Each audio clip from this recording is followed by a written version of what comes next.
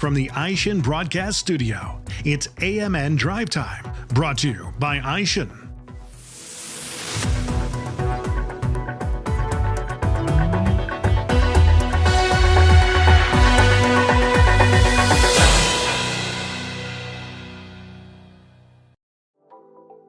AMN Drive Time is sponsored by Aishin, your trusted and reliable source for aftermarket automotive components and technology. Visit AishinAftermarket.com for more information. So, Mr. Senator, welcome to Drive Time, sponsored by our great friends at Aishin. Well, thank you for having me, and thank you for being such a great friend and supporter, Bill. I very much appreciate that. You got it, man. It's great to be with you. And just to start us off, Bertie, I think it would be helpful for our audience, which is executives in this huge automotive aftermarket, $425 billion industry, 300 million vehicles in operation are taken care of.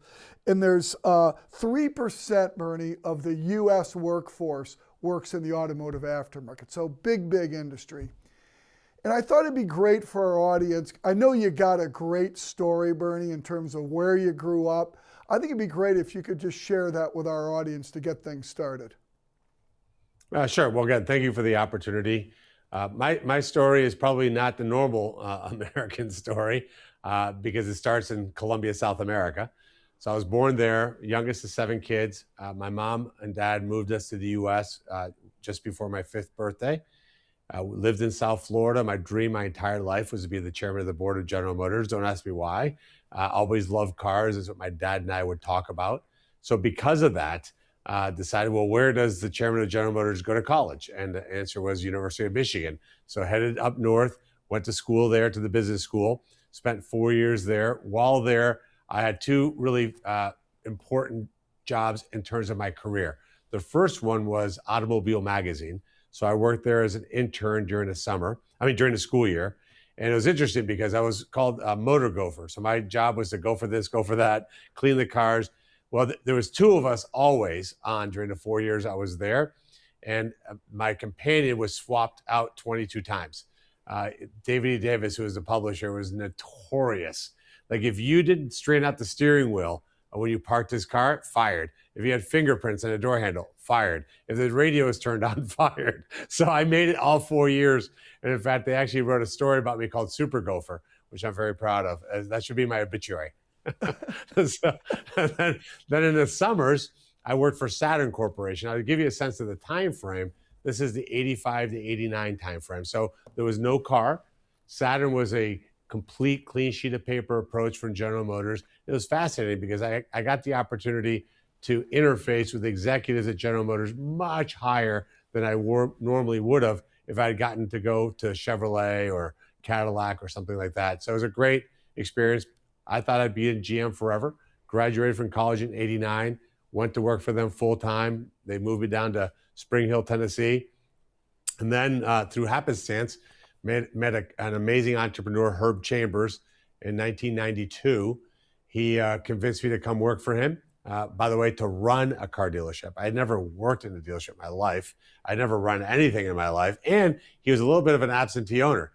So his advice, Bill, you'll appreciate it, was make decisions and make certain you're right more than you're wrong. And with that, go get them. Just for context, how old were you when you took that role? 26. I was 26. And they called me Doogie Howser. But he went from 6 dealerships to 55. He eventually made me his vice president. Again, then I thought I'd work for Herb Chambers forever. And then I got a call in early 2005 from Roger Penske. He said he had a Mercedes dealership in Cleveland, Ohio that he was going to sell. He had heard great things about me, wanted to sell it. And Roger Penske, that phone call changed my life. It gave me the opportunity to buy a Mercedes dealership at a very attractive price. Although, by the way, let me just say the price was exactly 100% more than I could afford. So I sold every possession I had. I mortgaged what I didn't sell, maxed out my credit cards, with a perfect financial plan, and then bought that little dealership, turned it into a group of 15 dealerships that did about $1 billion in revenue.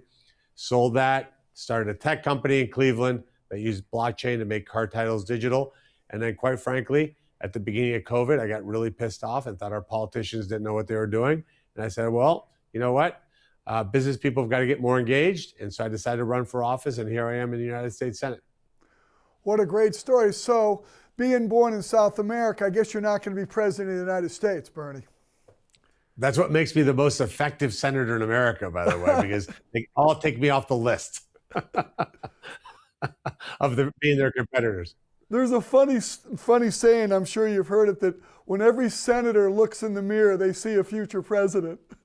Yeah, I'm the only one that definitely does not. And actually, by the way, I take it one step further, which is I have an amazing wife. She's definitely wasn't signing up for me to be a government employee at this stage of our lives and be in DC 5 days a week.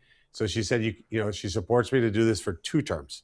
She's also said a 3rd term would be the second wife. So this is going to be a 2-term process here.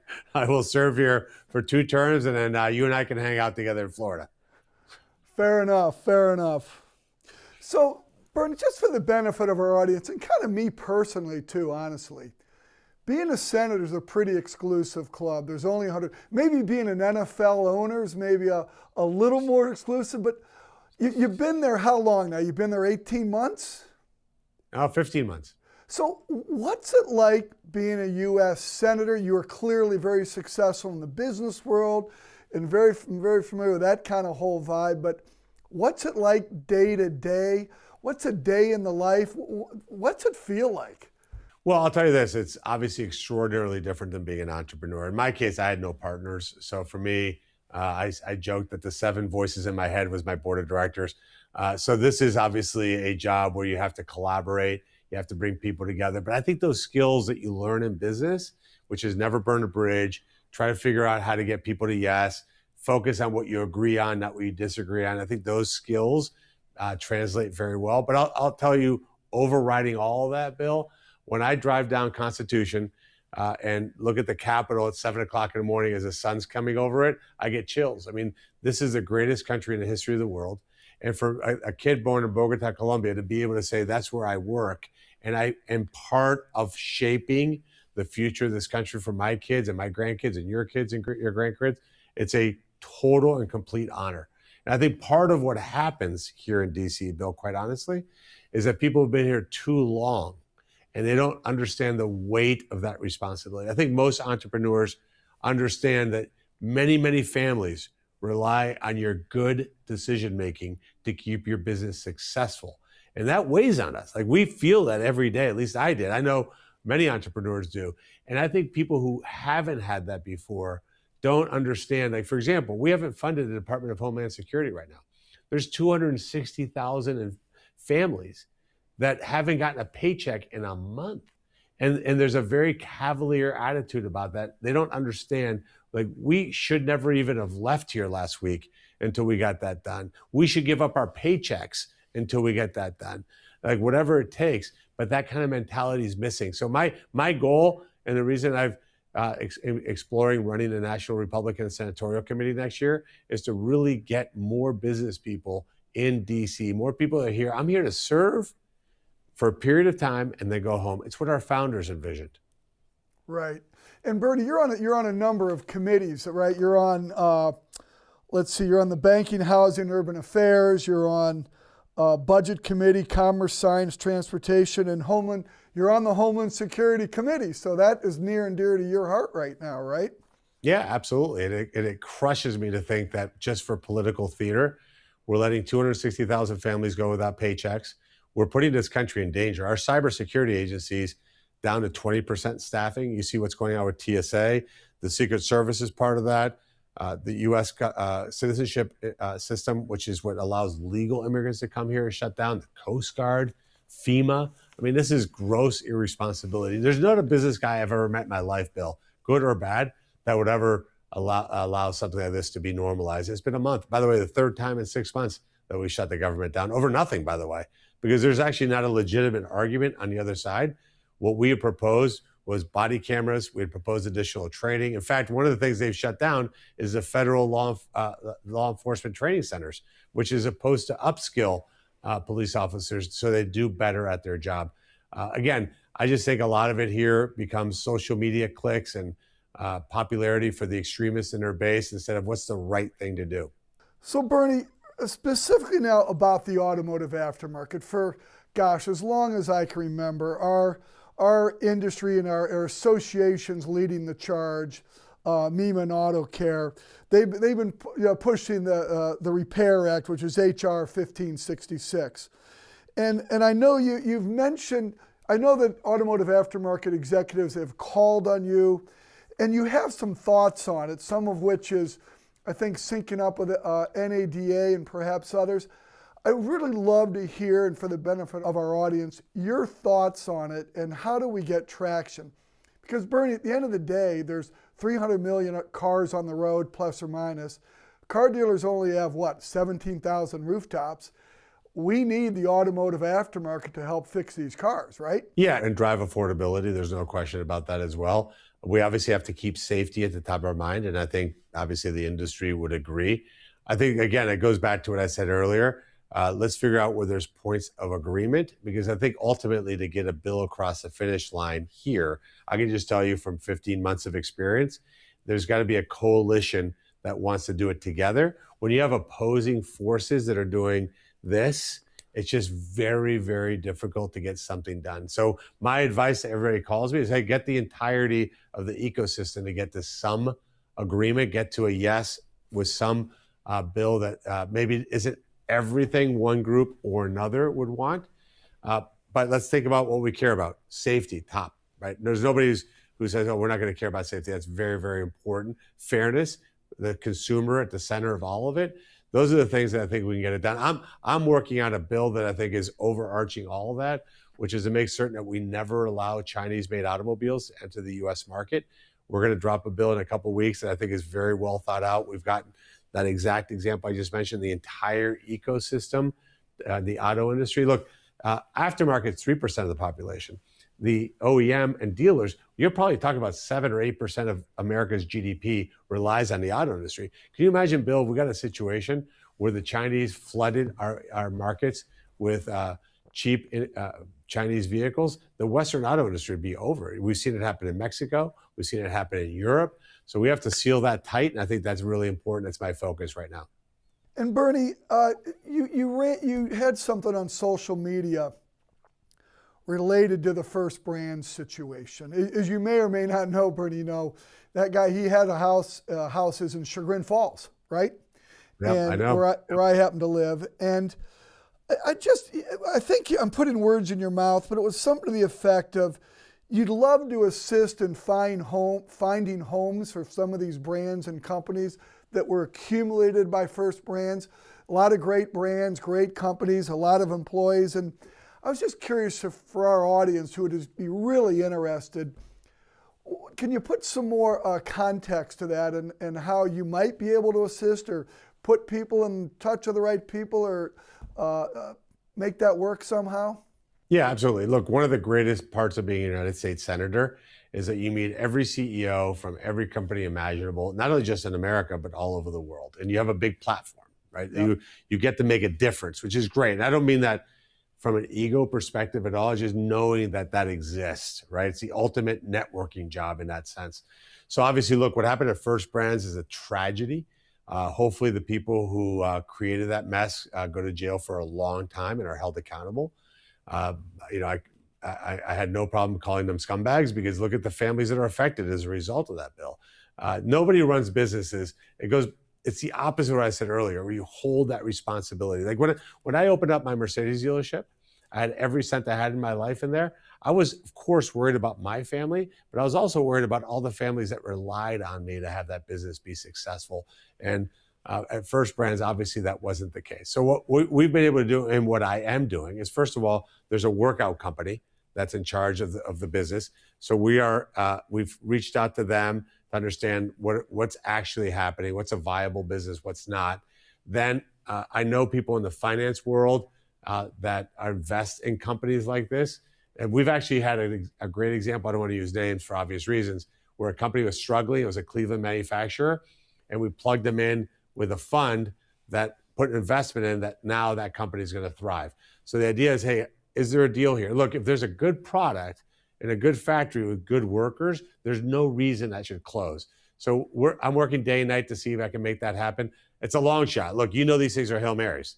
This is not an easy thing to rescue a company with billions of dollars in debt that's already had a warn notice, where customers are fleeing, employees are fleeing. But what I'm not going to do is just sit back and go, oh shucks, another 1,400 Ohioans without a job and another failure.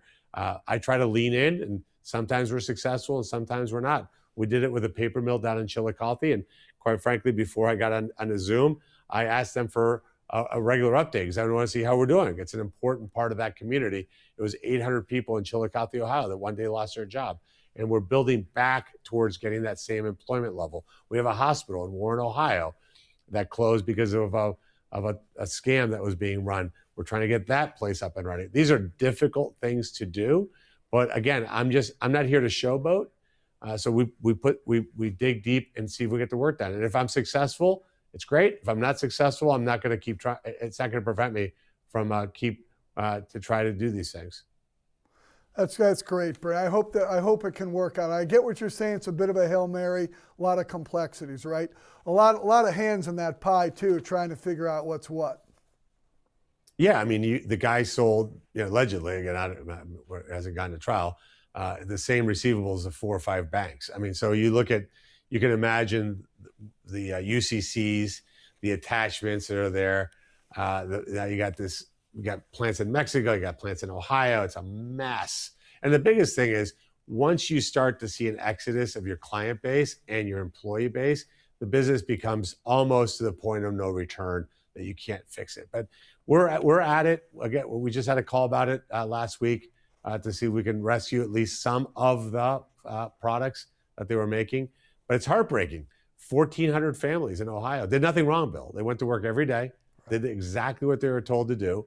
And one day, we stole billions from this company. And allegedly, these people have money overseas. They bought all kinds of fancy cars and planes and houses. And who knows what punishment they end up with, because they're going to hire all kinds of lawyers. Well, that's no great shakes to that middle-class family in Bowling Green, Ohio, that now may have to file for bankruptcy because they don't have a job. Right. So Bernie, it's tradition on Drive Time. You probably don't know this though, but we do something called a lightning round. And I'm going to ask you a couple of quick questions. You're going to give me a quick answer. You got it. See, that was warming up. Just warming you up for this. So for the benefit of our audience, what's a fun fact about Colombia that we may not be aware of? It's one of the largest gold reserves on Earth. There's actually an entire city that was discovered under a lake that was literally, the entire city was made of gold. Fun fact. Okay, you talked about it a little bit, but the one single best thing about being a senator in the United States? I can have one cell phone with 3 phone numbers attached to it. So 3 different phone lines in one cell phone. That sounds like magic. Exactly. No, actually, the greatest part about being a senator, honestly, is knowing that you actually can make a difference for people. That's really the whole thing. 2 more. You're a car guy, clearly. Mercedes and a bunch of other brands. Do you have a favorite car? Is that a fair question? Well, it's a fair question. It's like having many kids. They're all equal. Some are more equal than others. But I got to tell you that in my particular case, I'm always going to be honest. Mercedes-Benz was the first car company that let a 38-year-old with no money be able to buy a dealership and then finance me to be able to grow. So it's always got to be Mercedes-Benz. It reminds me, a co-worker of one of our co-presidents, Mike Molesky, bought his first Mercedes-Benz from you personally. You had just started your store and you were selling cars. You were on the floor, I guess, sort of doing it all. You wouldn't remember him, but he remembers it specifically. Nice. It's a relationship business. No matter what happens with AI and computers and technology, at the end of the day, life is a personal relationship, and building those is really important. Last question. Do you have a favorite restaurant in D.C.? Ooh, I do. Actually, there's this, I'm a sucker for Italian food, and there's an Italian restaurant called L'Ardente. It's right around the corner. The best part, it's on my way home. That is if you want Italian food. If you want a good burger, Capital Burger is absolutely a 10 out of 10. Bernie, great to have you on AMN, sponsored by our great friends at Aishin. Well, thank you for having me, and thanks for all the hard work all of your members do.